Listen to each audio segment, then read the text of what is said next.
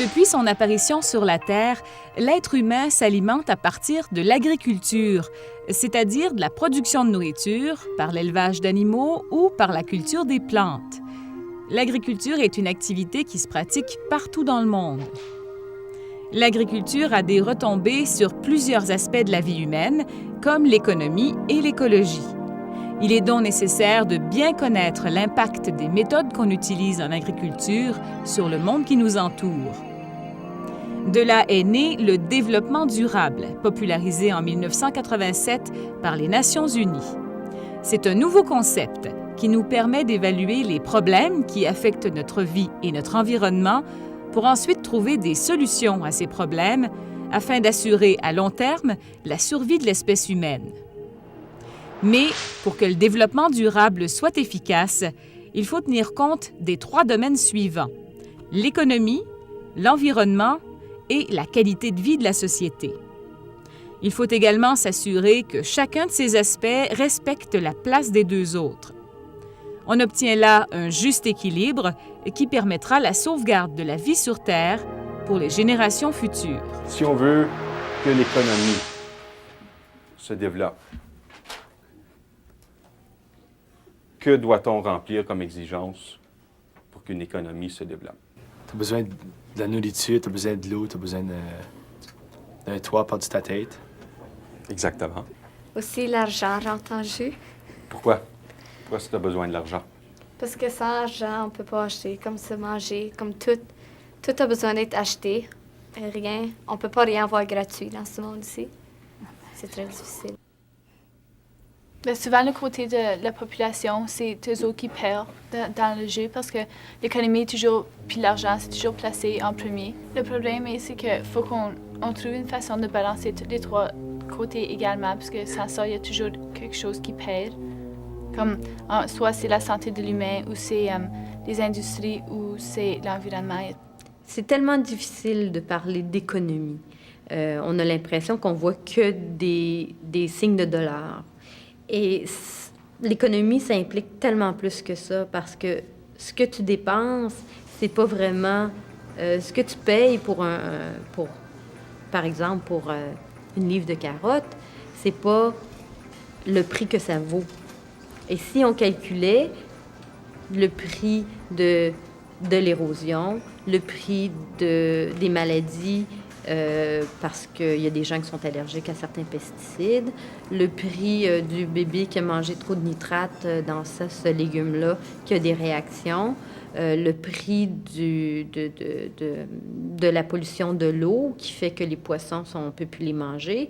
Bon, si on calculait tous ces coûts indirects-là, notre livre de carottes, elle coûterait très, très cher. Et ça, c'est comme absorbé par le système, mais il faut changer tout ça. Mais il ne faut pas tout changer du jour au lendemain. Comme nous l'explique Micheline Lévesque, les facteurs qui influencent le développement durable sont très nombreux. Prenons par exemple le sol cultivé par les agriculteurs. Sa bonne ou mauvaise condition peut avoir des conséquences autant sur l'environnement que sur l'économie et sur la qualité de la vie. On retrouve là encore les 3 aspects qui définissent le développement durable. C'est fascinant parce que la plupart des gens ont l'impression qu'il ne se passe rien dans le sol, que c'est une matière inerte et que c'est mort, tout simplement, et qu'on s'en sert pour que les racines tiennent bien dans le sol et qu'on rajoute des choses pour nourrir la plante. Il y a énormément de civilisations dans le passé qui sont disparues, qui sont complètement anéanties parce que leur sol était dégradé. Le roulement d'éléments nutritifs se fait dans les couches où la matière organique est décomposée. Et ça, c'est dans les quelques centimètres de la surface. On dit à peu près dans les 3-4 centimètres de la surface. Les vents peuvent souffler la terre d'un côté à l'autre. Il y a énormément d'érosion éolienne qu'on appelle érosion causée par le vent. Le fait de ne pas avoir de couvert végétal, donc d'avoir des cultures en rangée comme on les a normalement dans les monocultures, dans les grandes cultures industrielles qu'on a, et puis dans les jardins aussi, parce que c'est bien ancré, on a l'impression que c'est comme ça qu'on fait de l'agriculture. Parce que le sol n'a pas une très bonne structure et bien compacté à cause du passage des roues de tracteur, l'eau pénètre mal dans le sol, s'écoule à la surface et il y a beaucoup de transport de particules et donc de sol. Il y a des tonnes et des tonnes de sol qui sont emportés comme ça par l'eau, par le vent, à toutes les années. Et ça coûte des milliards de dollars indirectement pour essayer de rebâtir une qualité de sol. Pourquoi que les agriculteurs ils veulent mettre des brise-vents dans le champ? Oui, Pour l'érosion, pour empêcher l'érosion. c'est la principale raison, oui. Les avantages de semer dans le chaume, c'est ça que tu minimises tes coûts. L'automne, à la place de travailler 2-3 fois, on ne herse rien qu'une fois pour étendre la pâte. Et puis au printemps, on fait juste semer dans le chaume. Et puis ça garde l'humidité, la neige se ramasse l'hiver. On voit qu'il existe différentes méthodes pour éviter que le sol ne se dégrade année après année. Il y a aussi une autre façon de maintenir la qualité du sol. Au lieu de préserver les éléments nutritifs qu'on y retrouve, on peut ajouter les éléments qui manquent au moyen d'engrais chimiques ou organiques. C'est la fertilisation.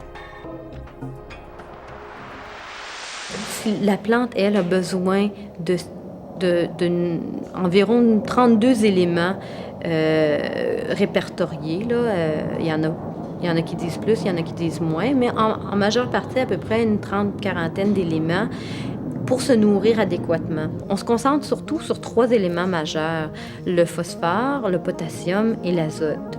Bon, dans certaines, on rajoute quelques éléments de traces, mais on n'a pas tout, on peut pas calquer tout ce que la nature fait.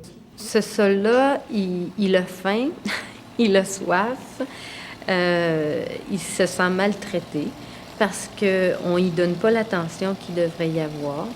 Remplacer un sol comme ça se fait pas vraiment, c'est pas économiquement viable et c'est pour ça qu'il faut commencer à changer nos pratiques agricoles pour, par exemple, ne pas faire de jachère, ce que tu parlais à propos de laisser un sol à nu, par exemple. Il faut incorporer des engrais verts qu'on appelle, c'est des plantes qu'on fait pousser, qui sont encore jeunes et qu'on laboure tout simplement en surface, qu'on fait tout simplement travailler en surface. Et ça nourrit déjà des micro-organismes et des organismes dans le sol. Cette façon de fertiliser le sol est ce qu'on appelle une méthode organique. C'est-à-dire qu'on utilise des produits naturels comme les légumes verts pour nourrir le sol. Les racines de ceux-ci finissent par se décomposer dans la terre et lui donnent les éléments nutritifs dont elle a besoin. Ce cycle d'enrichissement naturel du sol a un autre avantage. Il réduit l'utilisation des engrais chimiques. La fertilisation organique du sol peut aussi se faire avec le compost. Pour ce qui est des engrais organiques, ça comprend quoi? Ça? Qu'est-ce qu'on peut mettre comme engrais organique dans un champ? Du fumier. Du fumier, c'est très bon. Autre chose? Stéphane, tu l'avais mentionné. Là. Du compost. Du compost. Une des choses importantes de la fertilisation des champs, c'est l'azote, le nitrogène. Et puis encore, ça, en le compostant, vous maintenez l'azote en le stabilisant, c'est-à-dire que les bactéries le digèrent et le travaillent. Il prend des formes qui sont stabilisantes et puis donc qui vont être, on va transférer le nitrogène au champ. Les animaux font des excréments et ces fumiers-là, ils sont pris ensuite et compostés. Le compost est donc repris et transféré au champ. Donc il y a un cycle complet qui se fait. Et puis ce cycle d'aliments est très essentiel pour la nutrition du sol. L'amendement organique peut être un mélange de paille avec le fumier, par exemple. Et le fumier provient des animaux qui sont gardés sur la propriété aussi. Et de faire une rotation avec tout ça, parce que des fois, Tu n'es pas obligé de mettre énormément d'énergie pour réintégrer cette matière organique-là. Faut qu'une couple d'années, tu cultives, on va dire, du blé ou du grain. Puis là, une autre année, tu sèmes de l'avoine. Pour que, ben, comme Jonathan a dit, les différents minéraux, ça que les graines y retirent. C'est important aussi de considérer que ce qu'on appelle la rotation des cultures, c'est important, c'est toujours considéré de façon à ce que chaque plante va puiser des éléments particuliers. Et par exemple, des tomates, les tomates ont beaucoup d'exigences et vont aller chercher des éléments nutritifs en grande quantité et certains éléments nutritifs. Alors, l'année suivante, il est recommandé, ou les années subséquentes, de faire, par exemple, une année avec des céréales, une année avec des légumes racines, une année avec des légumineuses pour remettre de l'azote dans le sol, parce que les légumineuses, avec leurs bactéries, avec leurs micro-organismes sur leurs racines, fixent l'azote. Donc, c'est une façon naturelle d'incorporer de l'azote. Le groupe s'appelle Agri-Action. C'est un groupe de producteurs agricoles qui, depuis 1990, ont fait des essais pour tenter de mettre sur pied une agriculture qui est plus harmonieuse à son environnement et plus intégrée aussi aux différents milieux sociaux dans lesquels on évolue. Les producteurs agricoles ont la responsabilité de leurs terres. Ils doivent s'assurer que le sol ne se dégrade pas par l'érosion. Ils doivent aussi le nourrir par la fertilisation. Les produits cultivés doivent être protégés contre les mauvaises herbes, les insectes nuisibles et les maladies. Ceux-ci peuvent aller jusqu'à détruire une récolte entière, ce qui entraînerait une économie plus faible et, par le fait même, un développement qui s'appauvrit. On peut combattre les effets nuisibles entraînés par les parasites et les maladies avec des pesticides. Ce sont des produits chimiques qui sont étendus sur les terres agricoles. L'utilisation de ces pesticides est très controversée. Il a été prouvé que certains pesticides, comme le DDT, sont nocifs pour notre santé et pour l'ensemble de la biosphère. Est-ce qu'il existe des produits chimiques qui sont sans danger pour l'environnement? Ou encore, existe-t-il des alternatives aux produits chimiques? Si vous étiez agriculteur, que feriez-vous? Qu'est-ce qu'on met à part ça dans les champs pour éviter qu'on ait des problèmes, pour que notre production, pour que nos récoltes soient plus grandes? On ajoute des pesticides dedans pour enlever les mauvaises herbes et tout ça. Quels peuvent être les désavantages de l'utilisation de ces produits-là? Les herbicides et les pesticides qu'on étend sur les champs peuvent s'infiltrer dans les nappes d'eau souterraines. Peut-être tu mets ça sur, qu'on va dire, comme ton champ de grains, puis après ça, tu donnes ça à tes vaches.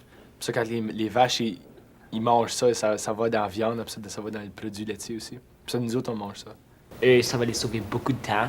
Ils vont juste arroser ça sur leur champ, puis ça va tuer tous les insectes, tout ça. Okay. Et pour eux, c'est bon, les avantages sont mieux que les désavantages à ce moment. Disons que j'étais bien chimique avant de connaître Jacques. C'était épouvantable. Je pense que j'étais le plus chimique de tout le groupe. C'était moi qui mettais le plus de produits dans le champ. Je dirais que j'ai réduit mes intrants chimiques de quasiment, au niveau des engrais, de 50 %, puis au niveau des pesticides, j'ai réduit de 66 %. Et puis le sol est en meilleure santé? Ben, je dirais qu'il doit être en meilleure santé parce que la mauvaise herbe pousse beaucoup mieux.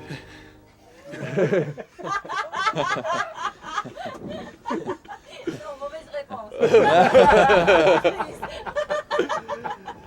Mais je me rappelle que il y a quelques années, une terre que je cultive, entre autres, c'est une terre louée. Le propriétaire n'osait même pas prendre la terre de son champ pour remonter son terrain parce qu'il le trouvait trop rempli de pesticides.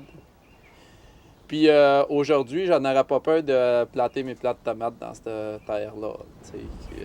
Les pesticides sont tellement réduits à l'intérieur de ces champs-là qu'il y a beaucoup moins de problèmes. Puis qu'est-ce qui est le plus drôle, c'est que j'ai réduit mes intrants de beaucoup.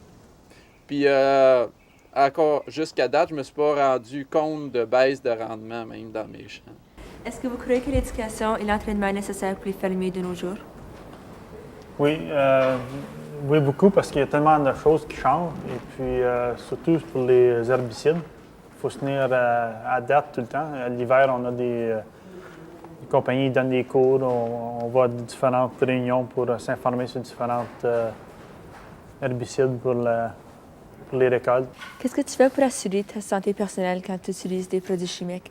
Quand j'arrose pour les produits chimiques, j'ai des coveralls comment dire ça, qu'on peut jeter après. On paye après 400 $ chaque. D'un head d'habitude 5-6 pendant la saison. Fait quand ils viennent trop sales, ils ne lavent pas, ils les jettent. Et puis, on sert des gants en caoutchouc, exprès pour souvent, l'herbicide, on reçoit, les gants viennent avec dans les boîtes. Il n'y a pas de raison qu'on ne devrait pas s'en servir. Et puis aussi, on essaie de mettre un masque respiratoire. Là, on ne le fait pas tout le temps, parce que des fois, on est trop pressé, mais la plupart du temps, on s'en sert. Je dirais que le fait de manœuvrer moins de pesticides, puis tout ça, puis c'est peut-être et tout, il y a eu une éducation que j'ai eue là, une couple d'années qui a fait qu'avant les pesticides, je traînais ça sur le siège en arrière dans le char, puis les jeunes jouaient là-dedans. Puis, disons qu'à cette heure, je fais beaucoup plus attention parce que je suis conscientisé que. Puis en mettant moi aussi, j'ai moins à en transporter. Certains insectes ne sont pas attirés à certaines plantes et n'y vont pas si ces plantes sont dans un jardin. Alors, en mettant, mettons, une certaine plante à l'entour des patates, il y a moins de chances qu'il y ait des coccinelles qui vont y aller. Okay. Puis, t'évites d'utiliser des pesticides. Bien, il y a beaucoup d'herbicides, quand ils touchent la terre, sont neutralisés, comme le Roundup. La minute qu'ils touchent la terre, lui, il est neutralisé. Et puis, le petit montant qu'on s'en sert, les plantes vont l'absorber. Je sais avec les pesticides, les insectes s'habituent. Alors, après bout de temps, si tu en sers, ils s'habituent, alors ça ne les tue pas. Alors, tu as besoin d'en mettre plus pour être capable de les tuer. Alors, ceci affecte la nourriture que les fermiers sont en train de pousser. Les compagnies ont fait leur test là-dessus. Et puis, c'est tout approuvé par le gouvernement, alors il ne devrait pas avoir de problème avec ça. On peut remplacer certains intrants chimiques, les engrais entre autres, les herbicides aussi, par des techniques plus douces pour l'environnement. Ça nous a amené à faire évidemment des engrais verts, à faire des meilleures rotations, puis à réduire.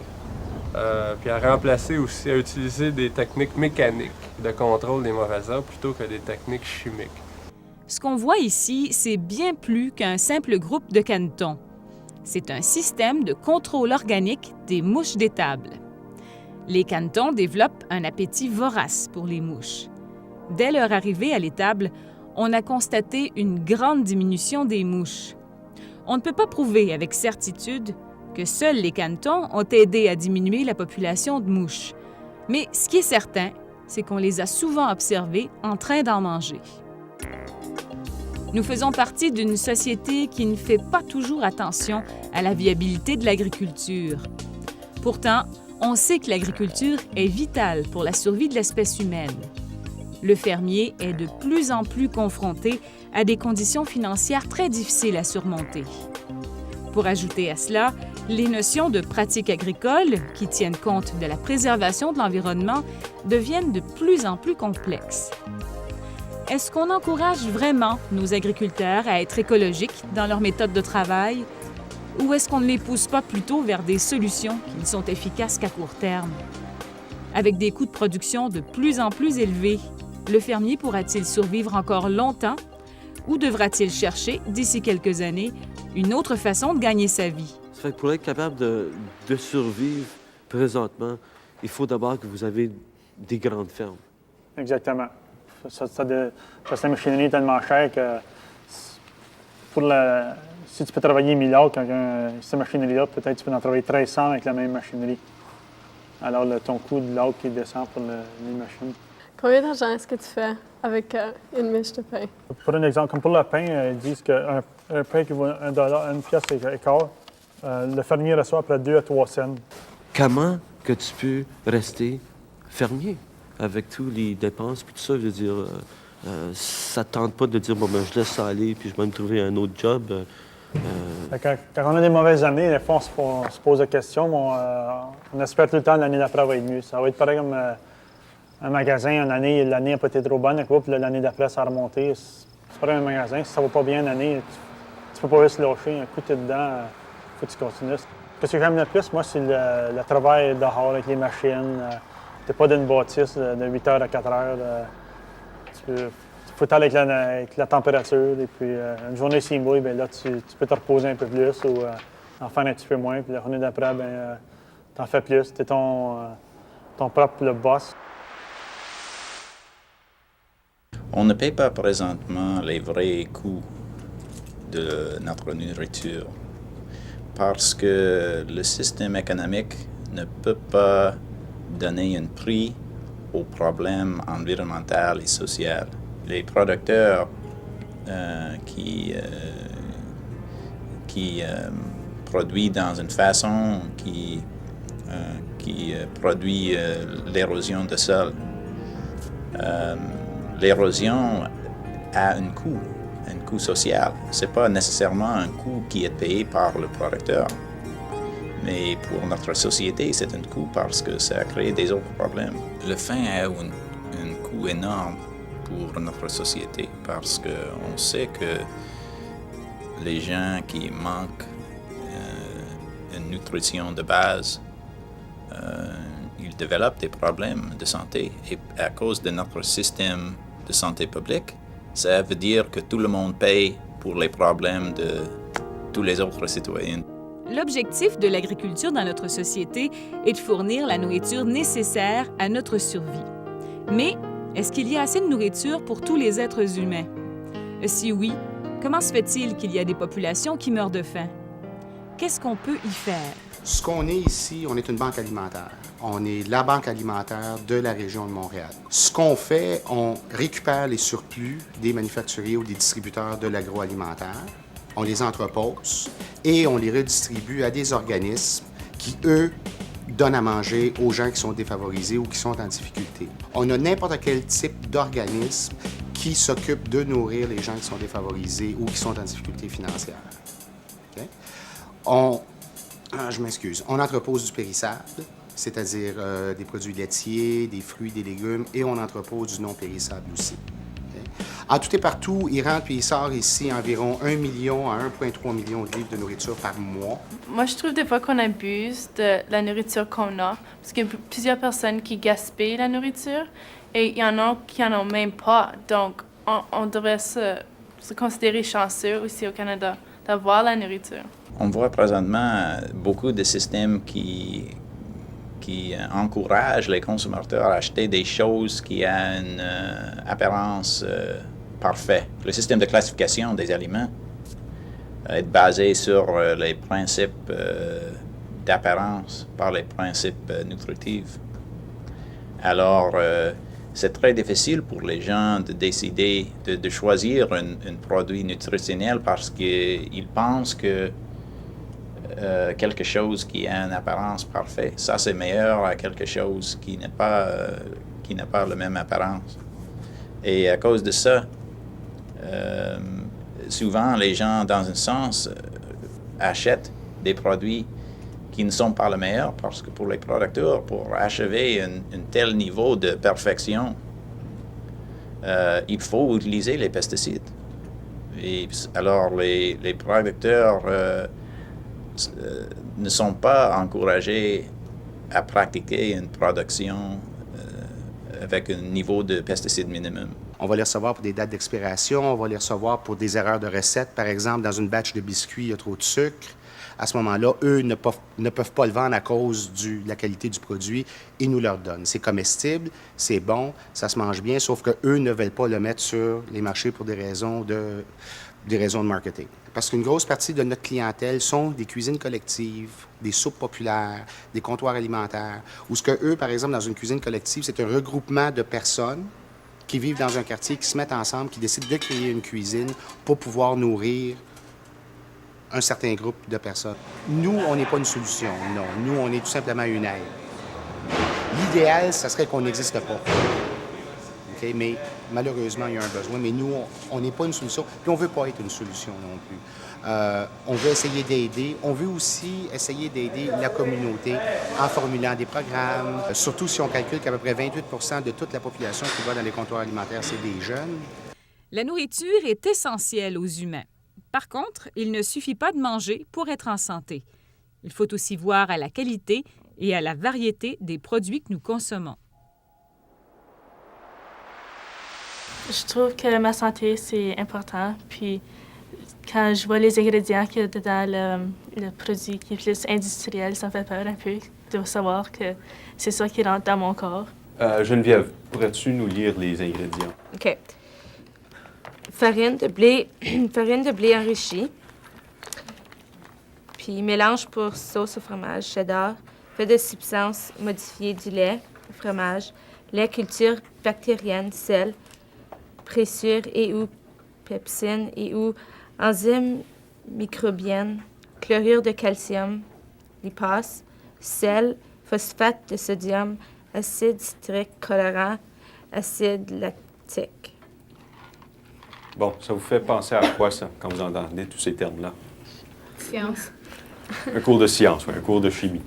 Exactement. Si on prend, Lynn ou Ginette, là, les ingrédients sur le produit organique, qui est à peu près la même chose, là, c'est comparable. Nous avons pâte, légumes, poivron rouge, ail, fromage, parmesan, poudre de lait, poudre de beurre, saveur naturelle, sel, herbes et épices.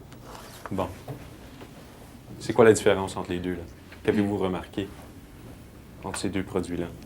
Il y a des produits chimiques dans le macaroni, mais pour ça, c'est plutôt des produits qui viennent du jardin. À partir du prix, maintenant, si on compare les prix des deux, OK. que pouvez-vous remarquer? Celui-là est plus cher. C'est quoi le prix? 1,99 $. Et ça nourrit combien de personnes, ça?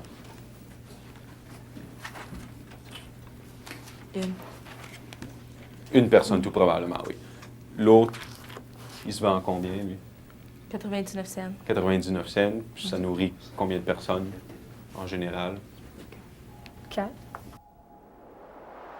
Et si ce cycle-là n'est pas maintenu, on ne peut pas avoir une agriculture de façon durable. Il faudra toujours y rajouter des intrants, par exemple les pesticides, les fertilisants, et continuer à dépenser beaucoup d'énergie et d'argent pour maintenir, de nourrir des plantes qui supposément nous nourrissent, mais au bout de la ligne, c'est pas durable.